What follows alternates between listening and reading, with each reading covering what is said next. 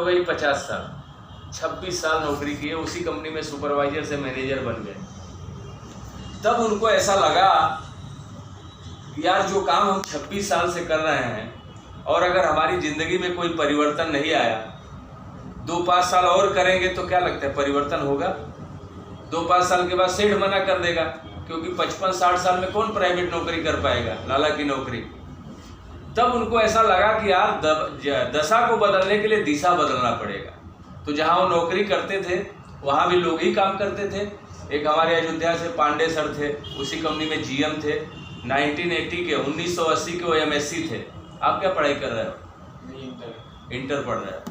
वो एमएससी थे, उसी कंपनी में जनरल मैनेजर थे। एक मथुरा से थे हमारे बीके मिश्रा जी सर, वो भी एमएससी थे, वो भी क्वालिटी मैनेजर थे। और हमारे भाई साहब उसी में प्रोडक्शन मैनेजर थे। तो कभी कभी मिश्रा जी के साथ तो नहीं जमता था, लेकिन पांडे सर के साथ जमता था। कभी कभी बैठते थे तो बोलते थे हमारे भाई साहब कि सर कुछ करना पड़ेगा। तो बोले शुक्ला जी क्या करेंगे? मान लीजिए आप एक नौकरी कर रहे हैं, तो क्या एक और नौकरी कर सकते हैं?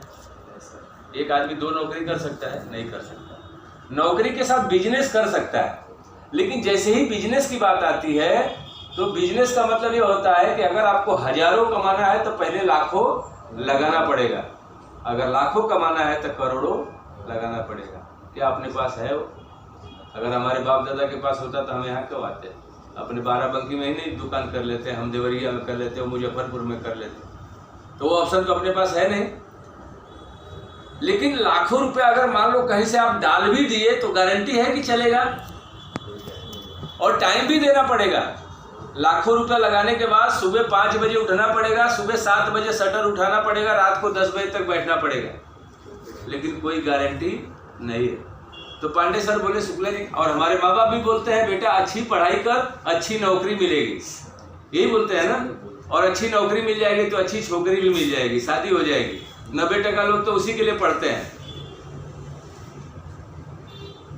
उनको भी मालूम है कि नौकरी में कुछ नहीं है, लेकिन आज तक किसी के माँ बाप ने बोला है क्या अपने यूपी बिहार में कि बेटा अच्छा पढ़ाई कर, अच्छा बिजनेस कर? उनको भी मालूम है बिजनेस में पैसा है, लेकिन वो भी बोलते हैं कि बेटा अच्छी पढ़ाई कर, अच्छी नौकरी कर।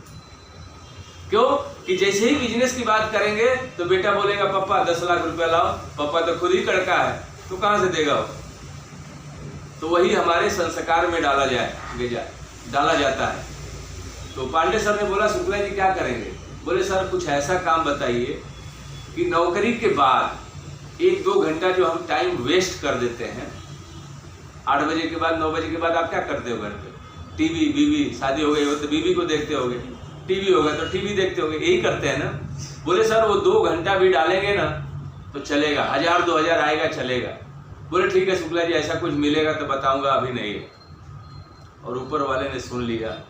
आज आप यहाँ बैठे हो ना, ऊपर वाले की मर्जी है। 9 साल से मैं ये जगह पे बैठता हूँ, 9 साल हो गया जब से रघुनंदन बना है, ये मेरी दुकान हमने लिया है, 9 साल ये जगह पे हो गया। लेकिन 9 साल में इसके पहले भी तो आप मिल सकते थे, आज ही क्यों? क्योंकि ऊपर वाले की मर्जी हुई है तो आप यहाँ बैठे हो। मानते हो ना आप लोग ऊपर वाले को? क्योंकि ऊपर वाले के बिना एक पत्ता नहीं हिलता।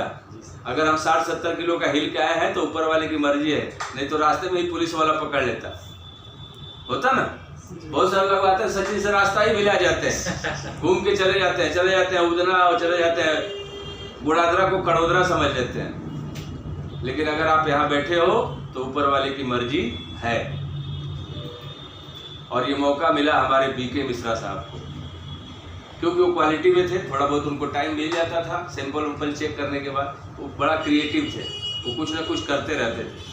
लेकिन उन्होंने बोला शुक्ला जी को नहीं बताने का, क्योंकि शुक्ला जी को मालूम पड़ेगा ना तो ये सीधा सेठ को बताएंगे, और कोई सेठ ये नहीं चाहेगा कि हमारा एम्प्लॉय कुछ और करे।